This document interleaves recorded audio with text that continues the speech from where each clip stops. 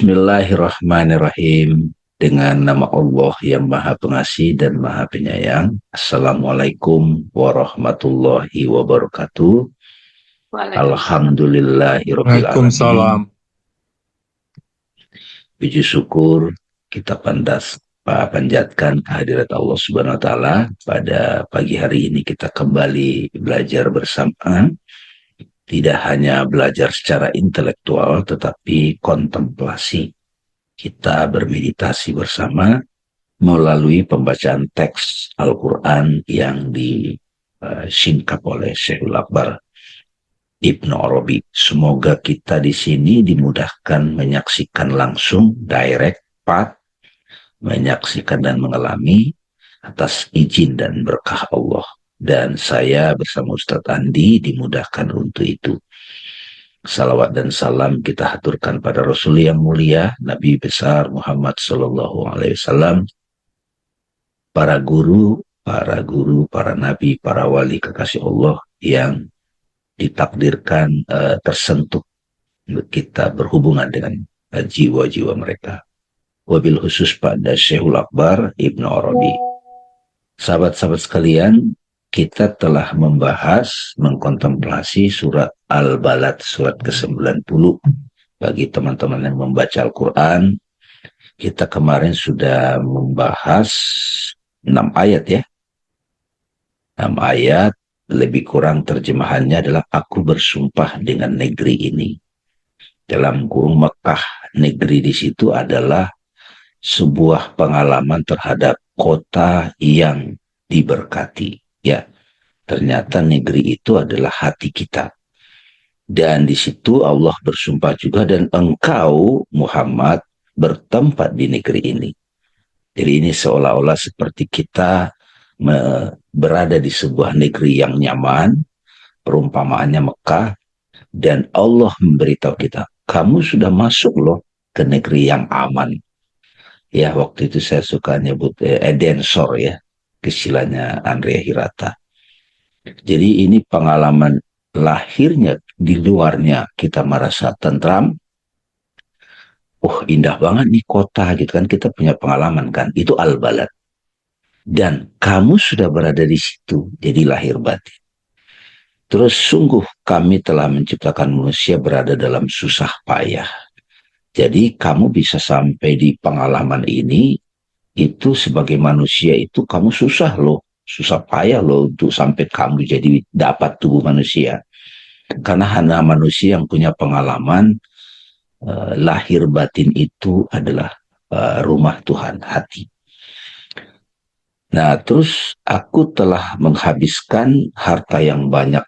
Jadi ini simbol dari kita kadang sudah belanja, beli ini, beli itu, memperkaya diri. Tapi kok saya tidak merasakan negeri yang aman itu, Al-Balad itu. Saya kan sudah buat rumah saya indah, buat kota saya indah gitu. Wah, sudah indah, tapi kok saya nggak ngerasa ya gitu.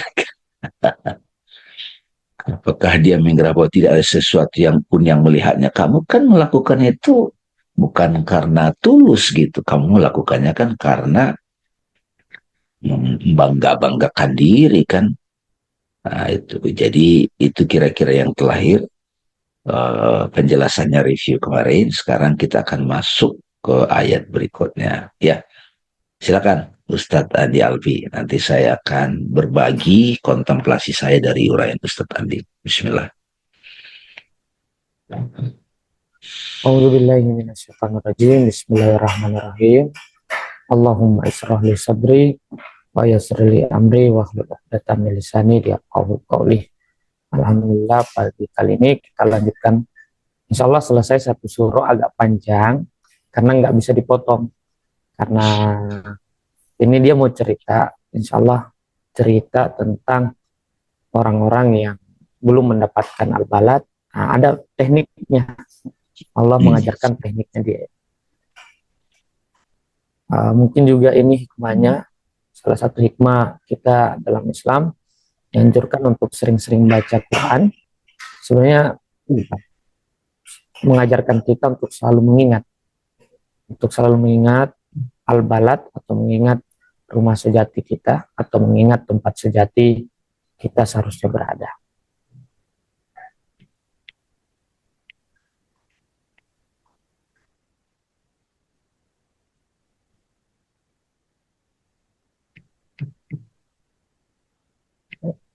Udah kelihatan ya?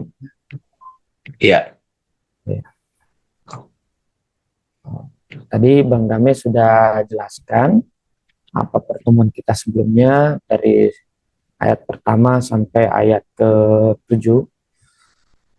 Kita lanjutkan lagi ayat selanjutnya, yaitu ayat ke-8 sampai 20. Ayat ke-8 ini mau menegur atau memberitahu orang-orang yang tidak sampai atau tidak berada di al-balad atau rumah sejati yang itu ada dalam diri kita atau yang menjadi diri sejati kita. Allah Subhanahu wa taala berfirman, A'udzubillahi minasyaitonirrajim. Bismillahirrahmanirrahim. Alam naj'al lahu ainain. Wahai manusia yang sudah aku berikan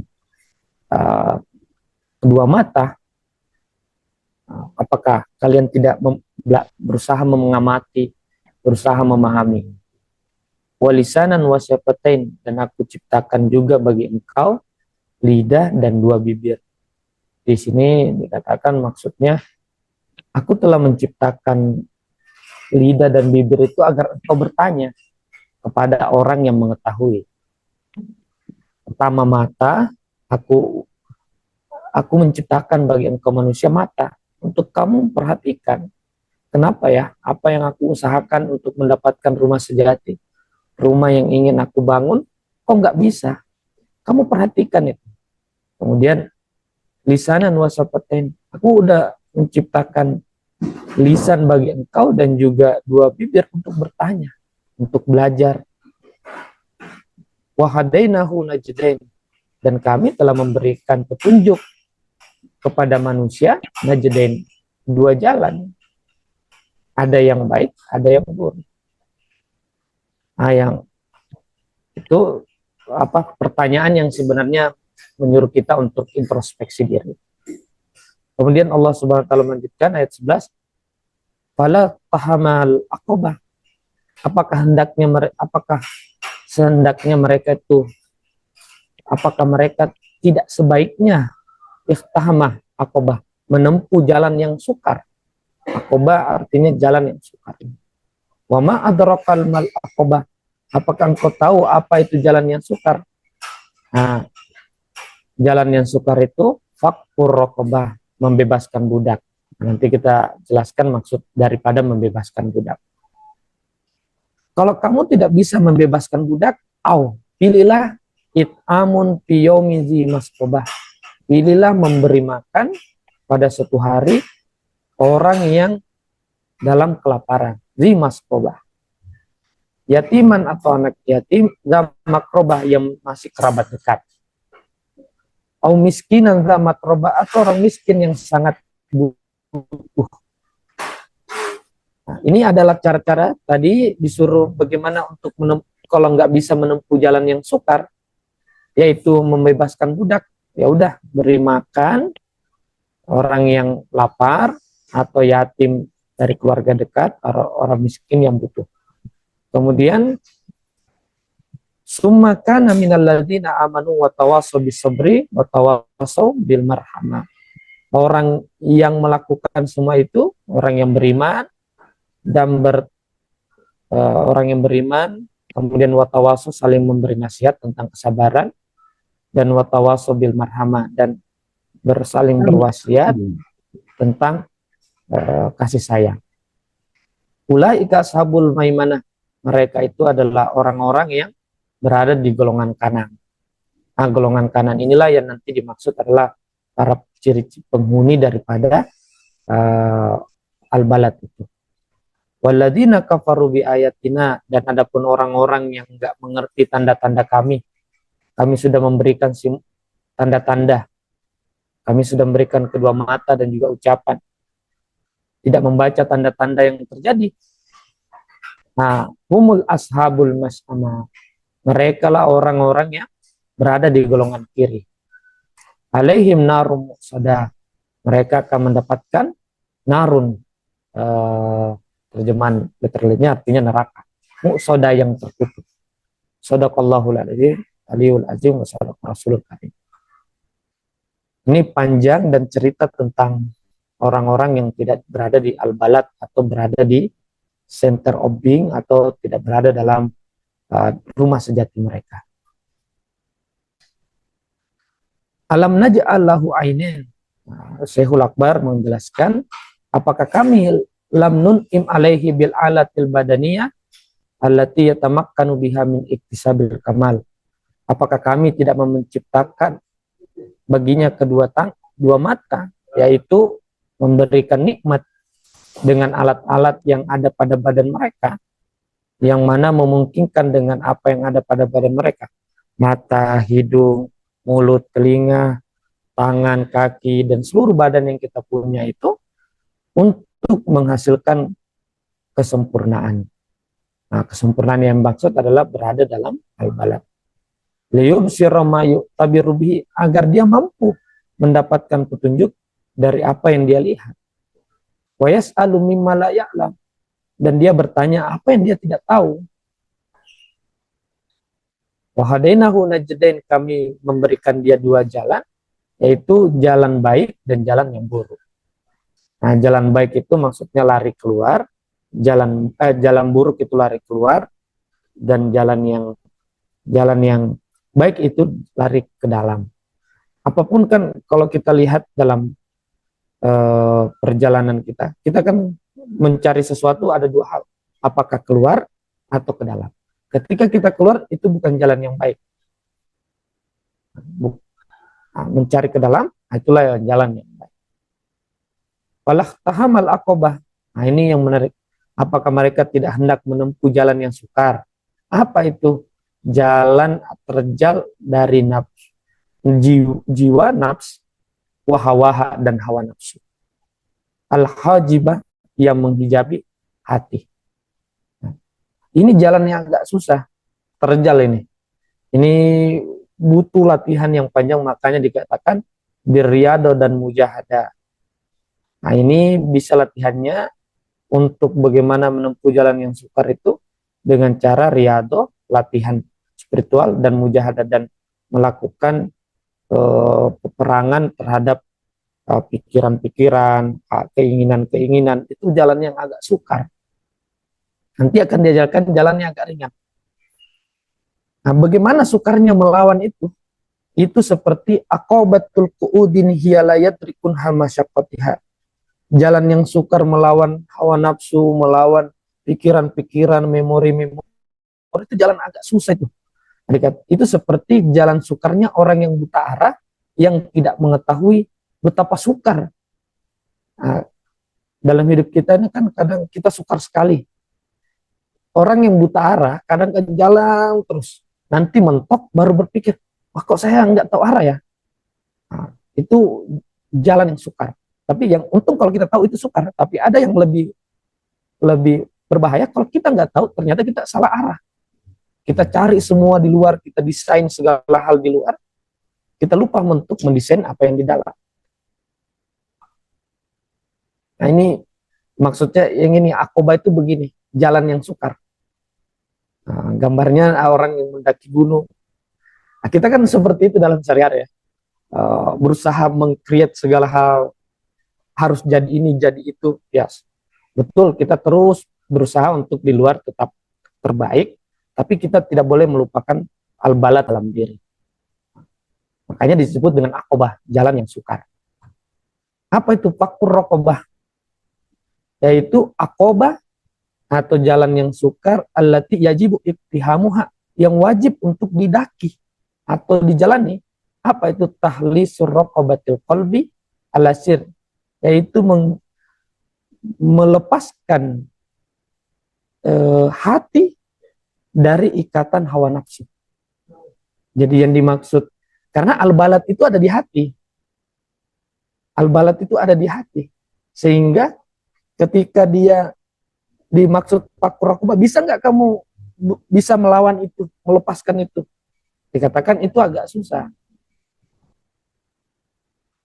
Kemudian dikatakan, jadi Yang ada di hati itu, al-balad itu kan semacam cahaya yang waktu kita kaji di Tafsir Nur itu, pernah kita pertemuan tentang bab cahaya. Nah, di centernya, di mana tempatnya al-balad itu ada di dalam hati. Ya udah, di sini dikatakan kalau kamu tidak bisa seperti itu, ada teknik yang lain. Pertama, makanya menggunakan kata au, artinya atau. Kalau kamu nggak bisa ini, ya udah ini. Makanya menggunakan kata atau, tidak menggunakan kata dan. Kalau dan artinya dua-duanya, tapi ini menggunakan kata atau, au, atau ini. Au amun. Ya udah, kalau begitu kamu sulit untuk masuk memperbaiki di dalam, ya udah kamu belajar memperbaiki di luar. Pertama, amun fi yaumin zi makrobah, yaitu memberikan makanan kepada orang-orang yang butuh.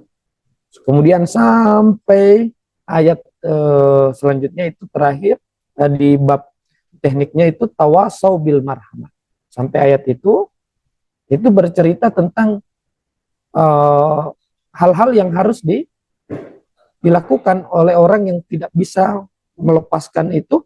Ya udah, belajar dulu pada persoalan-persoalan yang di luar. Nah, makanya ini susunannya: memberi makan, luang, kemudian percaya, kemudian sabar, kemudian kasih sayang. Ini yang harus dijaga.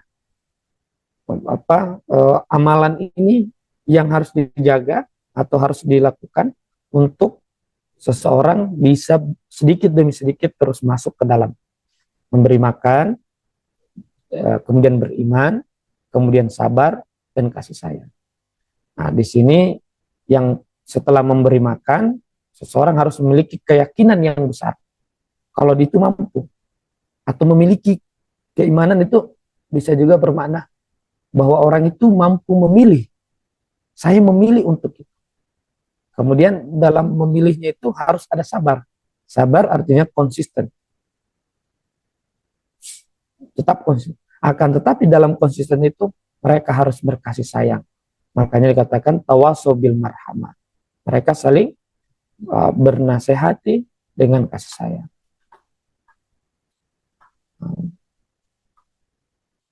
Kemudian dikatakan ulaika ashabul maimanah, mereka itu adalah orang-orang yang golongan kanan. Nah, di sini dikatakan yang mereka itulah tadi udah berusaha melepaskan fakur rokobah, melepaskan melepaskan budak nggak bisa.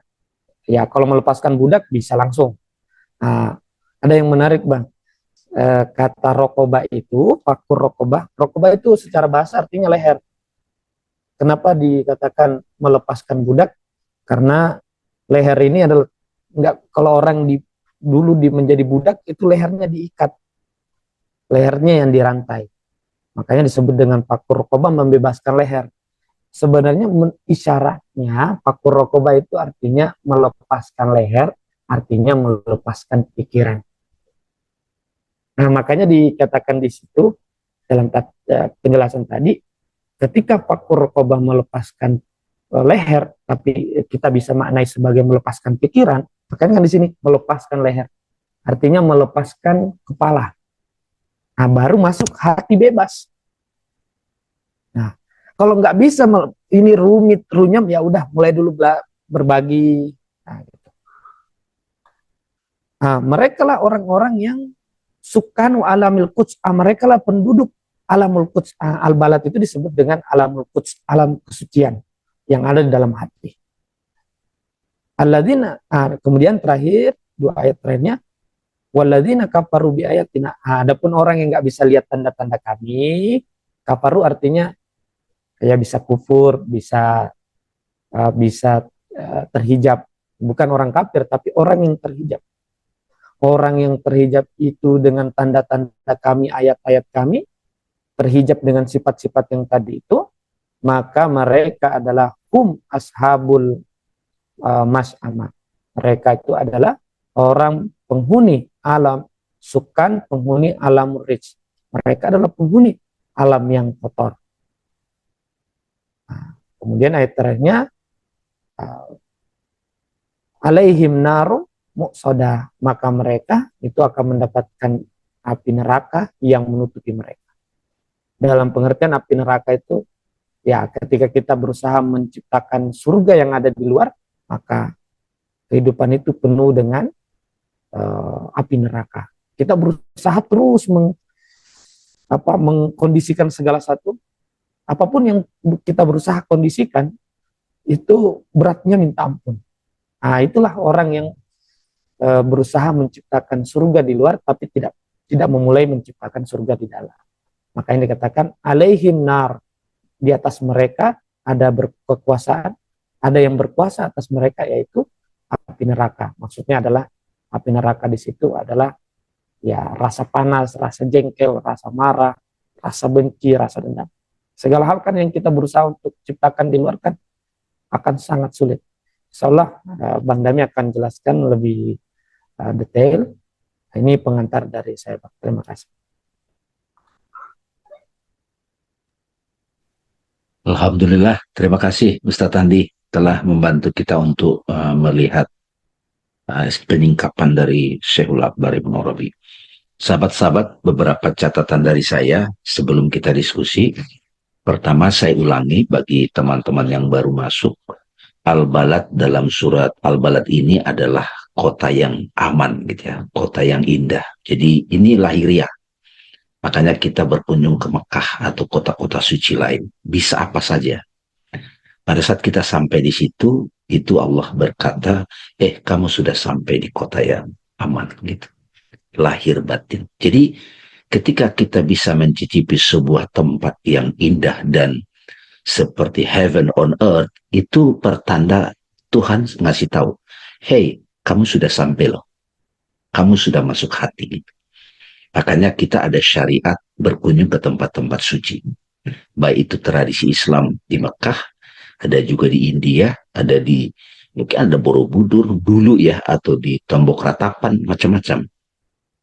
Bagi saya misalnya berkunjung ke satu tempat misalnya di Monte Sahaja, itu juga tempat yang heaven on earth itu.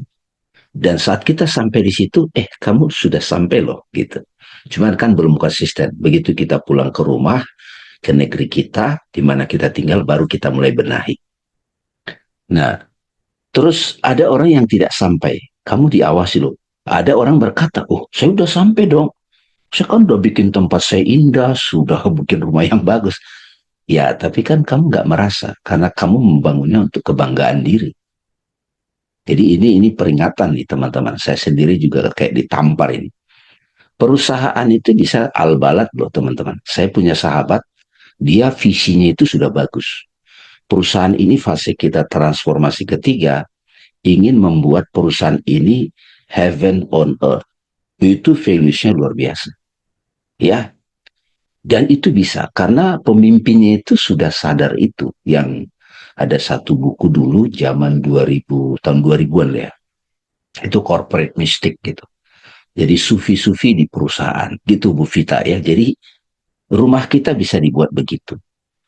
Nah, terus jadi nggak jaminannya orang sudah belanja beli ini menata-nata itu kamu udah sama enggak. Aku kan lihat hatimu kata Tuhan. Ya, kemudian yang menarik dikasih tahu lah, kamu kan dikasih mata, gitu. Matikan dong, pakai dong. Dua mata itu bisa maknanya penglihatan lahiriah, juga penglihatan intelektual, rasional. Kalau kamu tidak tahu caranya, kamu dikasih bibir kan, kasih mulut, tanya dong, guru-guru yang udah sampai gitu. Itu teman-teman ya, jadi baru dikasih tahu, ini ada jalan kalau mau langsung. Ini malah saya dapat Ustadz Andi, jalan yang sukar itu adalah direct path. Karena itu membunuh langsung dirimu. Nah, itu susah. Susah banget itu. Jadi itu ada dua cara, ini perspektif sufi nih, riyadoh sama mujahadah. Riyadoh itu disiplin yang ketat loh teman-teman. Ya, olah batin. Mujahadah itu memerangi diri sendiri. Ya, jadi yang membebaskan dari perbudakan. Ya, kalau saya ingat satu hadis riwayat mengatakan orang bertanya, ya Rasulullah, apa itu la ilaha illallah? Nabi menjawab waktu itu pada yang bertanya, la ilaha illallah adalah yang membebaskan kamu dari perbudakan. Apa maksudnya itu? Kalau di sana kan perbudakan itu ya secara lahiriah orang yang nggak merdeka. La ilaha illallah itu ya yang ada hanya Allah gitu. Nggak ada yang lain. Kalau sudah yang ada hanya Allah, berarti kan kita udah nggak ada la ilaha yang lain. Nah ini dikasih tahu ini jalan sukar loh, tapi bisa gitu. Jadi ya kalau belakangan saya mengenalkan self inquiry gitu kan, itu kan nggak mau lagi nengok keluar gitu. Apapun yang terjadi di luar jangan bahas. Wah kenapa ya politik begini? Kenapa ya media begini? Ya nggak usah urut. Kenapa kamu merespon seperti itu? Tanya di dalam dirimu, dirimu yang mana yang merespon? Gitu loh Mbak Rahmi. Jadi kalau kita masih sibuk mau memperbaiki yang di luar, itu susah tuh. Saya masih ada tuh nemenin sahabat-sahabat. Saya kasih tahu, wah gimana itu kan harus diperbaiki ini itu bangsa ini keluarga ini. Tanya dirimu kenapa sampai ada dalam dirimu yang ribet dengan itu. Ini sampai kapanpun yang di luar itu ya duality gitu. Ini panggung sandiwara. Ini direct path. Sudah mulai dirasakan susahnya. Jadi orang mengkhianati kita. Kalau direct path enggak kita bahas dia lagi. Kenapa kamu mau mengkhianati aku? Kenapa di dalam diri saya masih ada yang bereaksi begini nih? Ini belum bebas nih saya dari perbudakan ego, pikiran, memori, imajinasi gitu. Susah itu. Jadi saya juga menyadari memang ini sulit. Karena di luar itu semua refleksi dari bagian-bagian dirimu. Sampai mati semuanya, sisanya apa? Allah. Nah itu al-balad. Nah itu riadoh sama mujahadah. Mujahadah itu jihad gitu. Perangnya bukan di luar, perangnya di dalam. Ya ini dahsyat. Sampai satu titik nanti uh, ya yang ada hanya Allah. Gitu. Tapi kalau kamu tidak bisa, ini ada cara lain. Cara lain itu ya masih aktif, aktif di luar, bantu orang, beri sedekah, ya kan memberi makan orang miskin. Tapi yakin loh ya satu saat nyampe ya, karena secara kalau saya banyak ini kayak jalan karma baik lah, baik bagi siapa tahu karma baik saya nanti memberkati saya, pahala-pahala saya itu membuat saya. Tapi masih ada yakin dan sabar sampai nanti pada satu titik kita akan merealisasikan, oh apa yang saya lakukan itu ini adalah kasih sayang Tuhan yang bekerja. Ya jadi bukan ngaku-ngaku lagi, ini gue loh gitu, itu balik lagi gitu. Nah ini sahabat-sahabat, ini orang golongan kanan. Nah, itu kalau penangkapan saya itu, jalur yang tadi, berbuat baik, yakin, iman ya, sabar, terus berkasih sayang, itu golongan kanan. Kalau yang direct path tadi itu sudah al-a'la tuh, itu udah langsung uh, direct gitu. Nah, golongan kiri adalah mereka yang sampai mati tidak menyaksikan. Kalaupun mereka membantu orang, ya untuk kepentingan pemuasan dirinya sendiri. Nah, ini yang dan saya mudah-mudahan dengan kontemplasi kita bersama ini kita bisa mencicipi kehidupan lahiriah kita al-balad. Ya baik itu rumah, kerjaan gitu ya Bu Vita ya. Kenapa bisa bertahan begitu? Karena di diri kita sudah ada al-balad yang hakiki. Hati yang terbuka. Nah, saya pun masih terus riadoh, mujahadah teman-teman. Kadang-kadang dikombin juga nih Ustadz Andi ya. Berbagi, kalau kita puyeng itu aduh, ya deh. Banyak berbagi, siapa tahu nanti ketemu seorang suci yang bisa memberkati kayak gitu-gitu ya. Jadi dan kalau sudah mencicipi al-balad ini itu yang disebut dengan sudah menemukan negeri yang hakiki. Itu Ustaz Andi catatan saya teman-teman, mudah-mudahan setelah ini kita bisa khatamin al-balad ini, baca-baca lagi Kan salah satu berkah yang saya rasakan ya, setelah ini sudah mudah-mudahan sampai juz amma kelar nih ya Ustaz tadi ya. Sehingga nanti teman-teman nonton lagi di YouTube pada waktu baca dalam sholat atau baca dalam saat santai gitu diwiridkan ayat-ayat yang sudah kita kupas kontemplasikan itu jadi meditasi kita, mujahadah kita, riadoh kita lewat teks Al-Quran. Dan itu substansinya banyak samanya dengan tradisi-tradisi spiritual lain. Tidak usah konflik dengan itu. Silakan Ustadz Andi, mau ditambah baru kita diskusi. Makasih ya Ustadz Andi. Ya, terima kasih Bang. Jadi saya ingat bahwa waktu itu bahwa Al-Balad ini waktu pertama kali saya baca, saya bilang, wah saya nggak ngerti nih apa ya kira-kira mau yang diajarkan gitu Al-Balad gitu. Tapi lama kelamaan tentunya kita mengerti bahwa oh Al-Balad ternyata adalah suatu negeri yang mana itu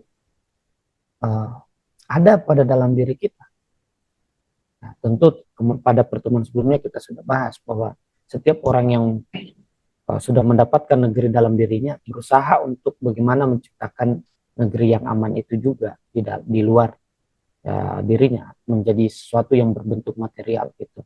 Tapi Al-Balad ini hal yang paling utama dulu. Makanya ketika kita sudah sampai Al-Balad, kita tidak akan pernah bingung, tidak akan pernah linglung dengan berbagai macam hal gitu. Selama saya sampai saat ini, apapun gitu yang datang, pendapat, pikiran, pernyataan orang, pandangan orang, mungkin bagi sebagian orang mengganggu, itu tidak akan pernah bisa mengganggu.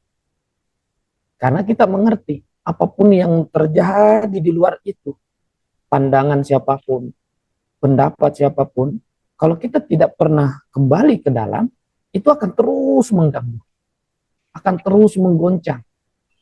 Nah, makanya yang paling pertama adalah berusaha menemukan dalam, maka apapun yang di luar itu tidak akan pernah bisa mengganggu.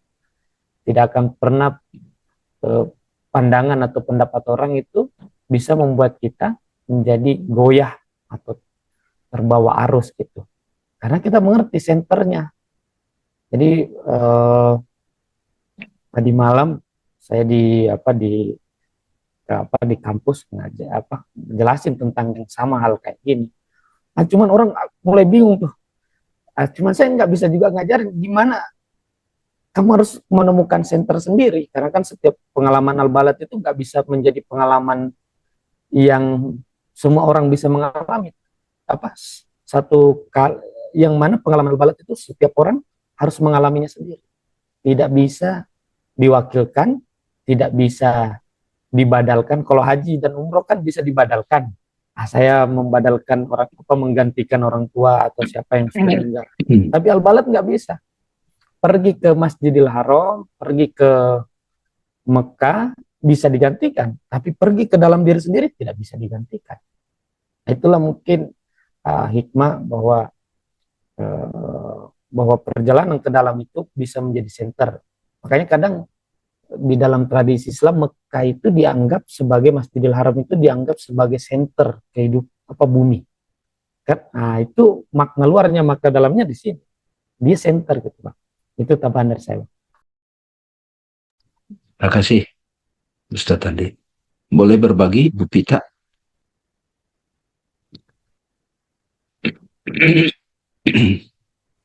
Bertanya atau berbagi boleh, kita belajar bersama. Sebetulnya boleh bertanya ya Bang. Boleh. Iya. Ya. Jadi klarifikasi konfirmasi saja kan tadi either yang dengan direct path atau dengan bersedekah, melalui bersedekah itu adalah orang-orang tangan kanan gitu ya.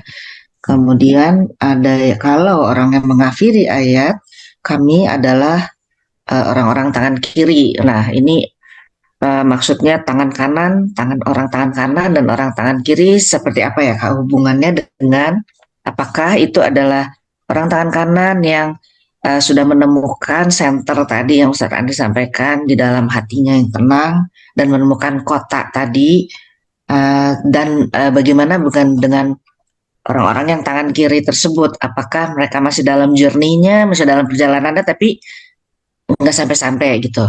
Boleh. Itu dulu pertanyaannya, Bang Dami Ustaz Andi. Makasih. Ustaz Andi boleh dijawab, itu kalau tidak salah terjemahnya bukan tangan kanan, tangan kiri ya, golongan kanan ya. Iya, bukan iya Gimana? golongan kanan. Golongan, ya, golongan Ya, kanan, ini, Bu. dan ini yang di yang di ini saya tangan kanan. Oke, Ya. itu golongan maksudnya ya. Oke, kasih. Kalau golongan kanan berarti itu yang disebut orang baik, Bu.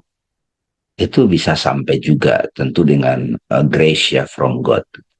Kalau jalan yang sukar itu tuh dia langsung, ya itu tadi, langsung nengok ke dalam gitu. Itu yang versi saya ya Bu Pita, itu versi saya ini direct path. Makanya nggak semua orang langsung tertarik ke sini Bu. Biasanya kalau sudah mentok sana sini, itu baru dia kembali ke dalam. Meskipun nanti jalan kanan itu, kelompok kanan itu kan suka membantu orang, terus tapi yakin ya ada satu saat akan itu, kemudian sabar gitu ya, terus saling berkasih sayang, itu kan yang umum kita saksikan banyak orang gitu ya. Nah terus kalau yang direct path itu ya musuh semuanya itu ya keakuan Bu, keakuan sampai mati dia, sampai betul-betul mati baru sadar yang nyata, yang real itu hanya Allah. Kalau sudah begitu maka seluruh tindakannya adalah ekspresi ilahi gitu. Dan tidak ada lagi keraguan apapun kalau sudah itu direct path. Nah, tapi kalau pengalaman saya pribadi, misalnya, wah ini kan dapat nih. Balik lagi seperti Ustadz Andi bilang, kita masih kogor atau ngeliat yang di luar gitu loh.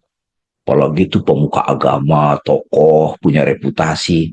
Tiba-tiba omongan dia itu bikin kita bingung lagi. Padahal sudah tahu direct path gitu. Pada dasarnya, pada prinsipnya, kebenaran itu adalah apa yang saya alami langsung gitu. Gitu, Bu Pita. Gitu. Jadi, itu penjelasan saya. Tambahan dari Ustadz tadi boleh? Terima kasih Bang. Nggak apa-apa ya Bang, saya agak lompat ke tradisi lain. Iya, silakan. Golongan kanan itu artinya consciousness, disebut dengan kesadaran. Golongan kiri itu orang yang terjebak pada sakti, terjebak pada penampilan. Jadi biasanya disimbolkan kalau kita lihat Dewa Siwa dengan Parwati, itu pasti Dewa Siwa sebelah kanan, Dewi Parwati sebelah kiri. Nah, dua hal ini sebenarnya kiri dan kanan itu kan sebenarnya itu permainan pikiran, padahal sebenarnya satu, kiri dan kanan. Nah, cuman ya namanya apapun pasti ada kiri dan kanan. Tubuh kita juga ada hidung kiri ya kiri dan kanan. Kanan itu artinya sudah ada inspirasi tentang kesadaran. Sedangkan kiri adalah golongan orang yang belum mendapatkan kesadaran. Kemudian golongan kiri ini bagaimana jalannya? Jalan golongan kiri ini adalah jalan orang yang akan terus dihantam dengan Maha Jalal, dengan Jalal Tuhan. Sekarang derita Jamal, ya derita. Derita, jalannya derita, pasti derita. Makanya tadi Bang, narun muqsadah, mereka dapatkan neraka yang menghidupi mereka. Itu jalan-jalan. Jalan yang memberi makan, beriman, bersabar, jalan Jamal, jalan kanan. Habis itu salah satu pemakaian. Satu perspektif, ya. Saya ya. Ya itu menarik juga tuh Bu Pita. Jadinya teman-teman jadi paham. Ini kan jadinya jalan penderitaan neraka itu juga sampai pada akhirnya kalau dari sisi ini. Jadi jangan dikira teman-teman penderitaan itu tidak membuat kita sampai pada kehadiran pengalaman ilahi. Di neraka itu nggak mungkin nggak ada Tuhan juga, nggak mungkin. Karena Allah meliputi gitu. Ya, terima kasih tuh Ustadz Andi. Jadi orang yang ya di peri hidupnya itu bisa dapat juga Bu. Juga golongan kanan itu yang baik-baik, lurus, sabar, jamal gitu ya. Dalam tasawuf ada jamal jalal. Mercy itu yang lembut-lembut, majesty gitu. Jadi orang-orang yang dibanting-banting hidupnya itu kan neraka banget tuh Bu. Bisa juga nanti satu saat itu dapat dia itu.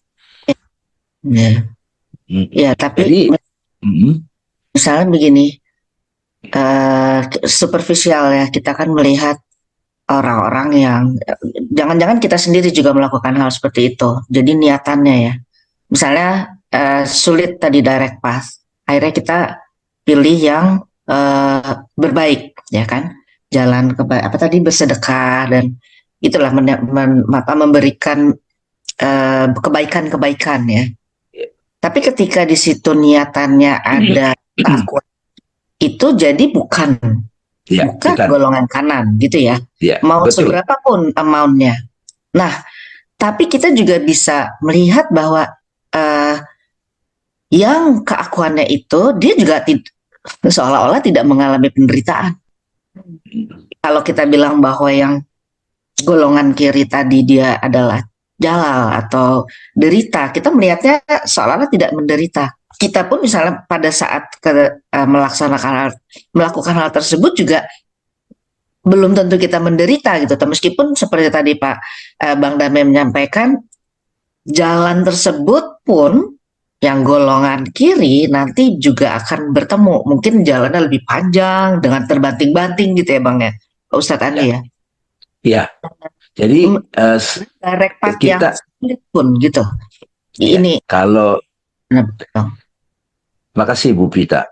Jadi dalam pandangan saya sekarang dari perenungan juga, ini kita saling berbagi. Golongan kiri itu kan jalannya dibanting-banting Bu, penderita.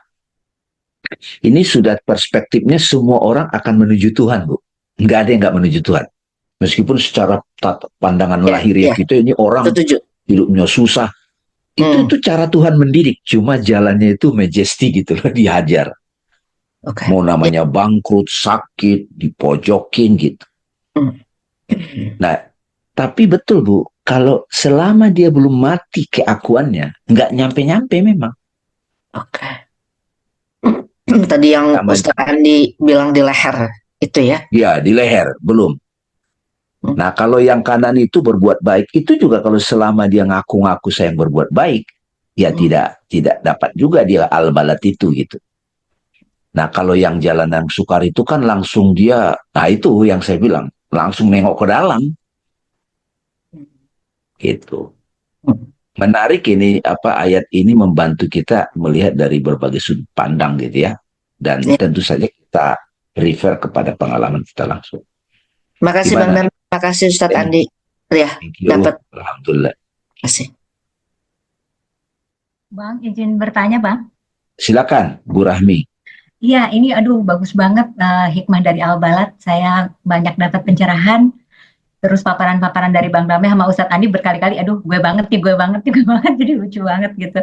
Soal penderitaan, kesuksesan, dan lain-lain. Nah, saya mau tanya dua, Bang Dame, Ustadz Andi, soal Al-Balad itu kan intinya kita ke dalam dulu, ketemu di dalam, baru keluar. Jadi ekspresi yang keluar adalah hasil dari dalam gitu. Nah, gimana membedakan antara, kan kita di dalamnya belum jernih-jernih banget Bang, banyak banget egonya, traumanya, macam-macam. Nah, jadi gimana membedakan ketika ekspresi yang keluar itu adalah dorongan dari Al-Balad atau ada cemaran ego? Itu yang pertama. Nah, yang kedua, tadi menarik banget Bang Dame bilang bahwa di dalam itu walaupun bentuknya ekspresinya kelihatannya baik, tapi beneran apa jangan-jangan karena keakuan. Nah, kayak gitu, itu lucu banget. Saya juga baru sadar bahwa bentuk kesombongan itu ada dua. Kayak sombong yang hitam, misalnya kayak ini karena gue nih, segala sesuatu karena gue, itu kan jelas hitam sombong. Nah, saya baru nemu lagi ada sombong yang putih gitu. Seolah-olah nih kita melakukan sesuatu kebaikan, bla bla bla bla. Terus ada sombongnya.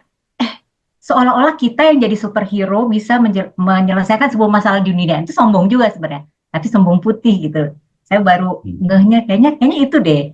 That's why saya ngerasa ketika melakukan itu kok jadi kecapean ya, kok jadi overwhelmed banget, bahkan sampai hidup pribadi saya kok jadi keteteran ya, kayaknya ada yang salah menemukan keseimbangannya itu. Nah, mohon pencerahan dari Bang Dame dan Ustadz Andi. Makasih. Ya, terima kasih. Silakan Ustadz Andi dulu. Oh, enggak Bang Dami aja. Oke, jadi bagaimana saya tahu ekspresi yang dari dalam itu benar, yang terekspresi keluar gitu ya, yang dari Hmm. dalam. Bagaimana saya tahu dengan pasti? Saya bicara dari pengalaman pribadi, Bu. Ini kalau dia itu benar dari sang aku gitu, Hmm. datang dari kejernihan. Pertama, ya saya lagi-lagi mengutip Al-Quran. Pengetahuan itu zalikal kitab. Kitab itu kan buku, bukan buku, tapi pengetahuan itu. La riba fihi hudalil. Jadi tidak ada lagi keraguan. Ini dari Tuhan gak ya, apa dari ego? Nggak ada begitu, nggak ada suara gitu. Jadi kalau kita masih nanya berarti masih ada abu-abu. Ya diam lagi aja, jeda lagi, diam lagi. Sampai tiba-tiba, oh itu ya gitu. Gitu ya. Sampai sekarang pun saya terus riadoh, mujahadah. Dan juga kalau itu dari Tuhan, dilihat orang mungkin kacau gitu ekspresi kita itu. Tapi kita itu tentram, nggak ada keraguan. Jadi yakin tidak ada keraguan, tentram. Karena kita ini cuma dipakai aja sebenarnya. Kita dipakai oleh Tuhan. Ibarat kalau di cermin, Mbak Rahmi di cermin, depan cermin, yang depan cermin bergerakkan. Yang bergerak siapa? Kan bukan dia nggak bisa gerak sendiri kan. Yang bergerak kan saya. Gitu. Jadi, nah itu enteng tuh, menyegarkan gitu. Makanya kadang kalau mau dicek, kadang-kadang kita ngomong ke orang, tiba-tiba kita segar gitu, dan orang terinspirasi. Terus, ulang dong cerita yang tadi. Aduh, saya nggak tahu ya gimana yang ulangnya. Saya aja bingung tadi yang ngomong siapa gitu. Jadi, ya kira-kira begitulah. Makanya kadang-kadang kita di sini, saya sama Ustadz Adi sering ngomong tuh, ini kemarin kita rada berat tuh ininya kontemplasi. Kemarin kok segar banget gitu. Karena memang kita sendiri, makanya kita sebut ini kontemplasi bersama. Ya kan? Gitu. Jadi, ya itu aja dikenali Mbak. Ya. Kedua, yang tadi apa ya? Nah, Soal ego. sombong putih, sombong hitam. Boleh juga analisa seperti itu karena dulu juga ada pengalaman juga saya bikin lembaga training gitu ya. Wah itu indah banget secara konsep ingin membantu Indonesia segala macam gitu ya. Namanya juga bagus gitu. Ya ada bangga lah di situ. Suatu saat itu hancur. Wah itu terpuruk. Kok bisa ya saya kan niatnya baik bla bla bla. Nah begitu jeda diam. Wah itu nyusut tuh si sombong putih itu. Pingin jadi hero gitu. Nah, sejak itu sudah berhenti berkeinginan. Ada satu masa ya, bukan nggak ngapa-ngapain. Ya, pandemik datang, Bu Rahmi gitu. Pandemik datang, ya tiba-tiba aja, oh ini kok jalan sendiri nih. Jadi cuman tetap kita sebagai manusia kan belajar. Ini lebih rapi, lebih rapi, lebih rapi. Dan nanti jadi apa nggak tahu juga. Ya, kadang-kadang suka diperlihatkan ini bakal ke sini. Tapi bukan gue akan buat begini. Enggak. Ini loh, nanti arahnya ke sini. Arahnya ke sini. Nah, hanya kalau kita belum selaras dengan partner kita, agak susah tuh. Dia belum lihat apa yang saya belum lihat apa yang saya lihat. Nah, itu biasanya di situ tuh. Makanya kalau sudah kita sama-sama menyadari al-balat, itu tektokannya enak gitu. Karena kita dikasih akal juga kan untuk menganalisa kan. Kita membaca data juga, jangan halu sendiri gitu loh, kegeeran gitu. Jadi apa yang kita pahami itu juga terejawanta, selaras, sinkron dengan kehidupan di luar. Makanya kan al-balad itu dua makna. Memang nyaman di luar, nyaman di dalam. Tapi yang hakiki di dalam.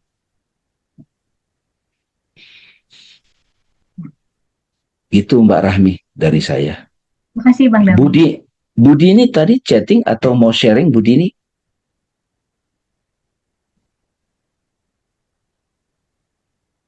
Oh, bagus sekali Bang Dami Ustaz tadi. Kalau betul kita bisa sedikit demi sedikit dilatih, memang lebih tanya apa silip. Oh ya, oke, berangkat kerja.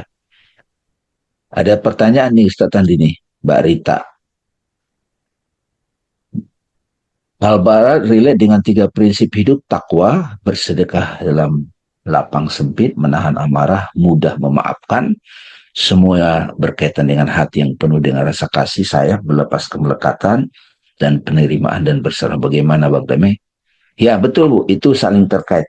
Saya malah melihat setiap surat ini ya Ustadz Andi ya, itu sebenarnya yang diomongin substansi yang sama, tapi ada konteksnya berbeda gitu ya. Jadi seru gitu. Makanya kalau kita sudah tahu core of the core, secret of the apa rahasianya, rahasia dari inspirasi itu datang, nggak heran nanti kalau tiba-tiba ayat-ayat itu berbicara pada kita. Pak Adi ada yang lagi di Australia?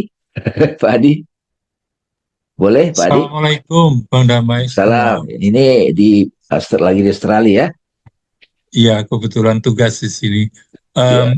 Saya jadi eh, apa namanya ya, terkontemplasi bahwa ilmu-ilmu formal yang kita dapatkan dari sekeliling dan dari sekolah, dari pendidikan tinggi dan sebagainya itu akhirnya eh, membuat kita untuk sadar ke kanan gitu ya. Sementara kebanyakan ilmu-ilmu ini kita bawa ke kiri gitu ya, sehingga ya akhirnya seolah-olah hidupnya senang, keren, bahagia, berada gitu ya. Tapi akhirnya memang terbanting-banting gitu kan. Kalau ke kanan ilmu itu yang ya, saya rasa saya baru mulai sadar bahwa ilmu-ilmu yang saya peroleh itu harusnya membawa saya ke kanan gitu kan. Dan ilmu-ilmu itu luar biasa gitu ya. Itu yang mendengarkan ceramah ini itu yang saya rasakan gitu Bang Damai. Bagaimana Bang Damai? Maksud Pak Adi itu kalau kalau ke kanan itu yang baik-baik ya? Iya, iya artinya ke direct path gitu kan. Oh, kalau direct path kan langsung Pak. Kalau yang kanan itu baik, Mercy Oh gitu. Jamal Iya, gitu. iya. Kalau yang Iya, iya, kiri iya. itu Sama. kita kebanting-banting gitu. Iya, iya, iya. Eh, Jadi ilmu itu bisa membawa kita ke kanan dan ke kiri gitu ya. Iya betul, Tapi betul. untuk bisa ke kanan, betul-betul ke kanan secara konsisten ya harus harus mengalami paling nggak mulai ke direct path gitu kan Bang. Kalau enggak pasti cenderungnya ke kiri pastilah kalau menurut Iya, saya. ya, betul.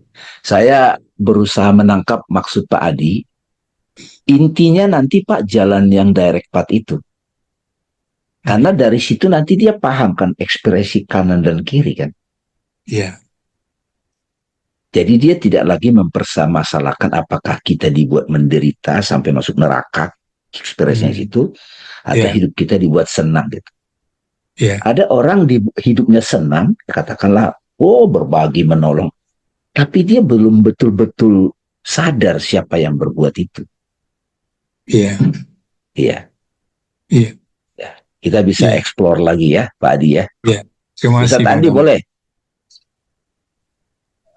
Terima kasih Bang. Jadi kalau di nanti kita akan belajar juga nanti, saya nggak tahu di ayat selanjutnya mungkin kita akan belajar bahwa semua manusia itu sedang berusaha untuk kembali ke Tuhannya. Ayatnya bunyinya kalau nggak salah begini. Ya ayuhal insan innaka kadihun ila rabbika kadahan pamulakihi. Wahai manusia, kamu tuh sudah sungguh bersungguh-sungguh kembali bertemu dengan Tuhanmu, maka sungguh kamu akan menemuinya.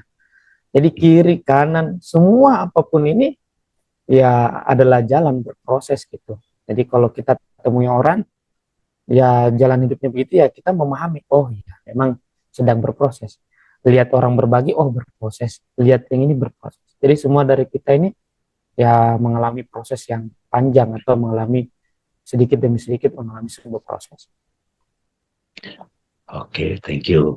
Ada lagi boleh? Satu, Ibu Umi yang buka video.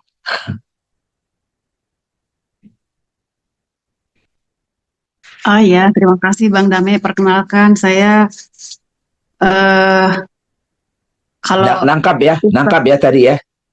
nangkap Bang Dame. Ya, Saya bersyukur sekali bisa kenal dan bergabung ya dengan komunitas kontemplasi. Saya sendiri sebenarnya mulai rutin kontemplasi atau meditasi itu 2018. Itu sih awalnya karena sakit sebenarnya. Di Balik Usada, mungkin semua orang kenal Balik Usada ya. Tapi kemudian dapat insight-nya itu bahwa ya kesehatan itu ternyata bonus. Kesehatan itu bonus, core-nya yang harus ketemu. Nah dari situ kemudian pelan-pelan, tapi karena saya masuknya di kontemplasi Buddhis, banyakannya makna-makna Qurannya, saya bersyukur ini Ustadz Andi memperkenalkan saya dengan grup ini, jadi makin terbuka pemahaman saya tentang Al-Balad. Dulu tuh saya bertanya, ini kualahu surah Al-Ikhlas ya, itu kan artinya sudah sangat jelas begitu, terjemahan Depak, tidak beranak, tidak diperanakan. Maksud saya semua orang pasti nangkap itu maknanya, pasti ada makna yang lebih dalam. Ya bersyukur Zoom beberapa kali ini membuat saya lebih menyelam lebih dalam lagi, dan banyak pencerahan yang saya bisa dapatkan. Terima kasih. Kasih Bu Umi, makasih apresiasinya. Ustaz Andi mau nanggapin, boleh? Enggak, Pak. Terima kasih. Ya, makasih. Kasih ya Bu Mbak Umi ya. Alhamdulillah. Jadi kita di sini belajar bersama kontemplasi. Saya sama Ustadz Andi memang berdua suka kalau ketemu itu, bahkan ada komunitas kecil. Kita senang itu ini kok Al-Quran ini dahsyat gitu. Ya sekali-sekali kita buka juga Bhagavad Gita. Nggak tahu nanti satu saat kita bisa berbagi. Nah ini kita bagi di sini, dan satu sufi yang kita lihat langsung ngomong belak-belakan itu ya Ibnu Arabi gitu. Dan ya ini nolongin banget Mbak Umi ya, nolongin banget. Mudah-mudahan ditonton lagi YouTube sebelumnya, itu seru itu. Jadi bisa lewat teks kita bisa meditasi gitu, tafakur. Apapun istilahnya kan nggak bikin kita ribet lagi. Makasih Mbak Umi, makasih Bu Pita, makasih semuanya. Semoga Sampai suatu ketemu. saat bisa ikut offline-nya Bang Dame. Berharap bisa ikut online-nya. Amin. Berita semua, Bu Pita, Bu Rahmi, Assalamualaikum warahmatullahi wabarakatuh. Terima kasih Ustadz Adi. Sampai ketemu.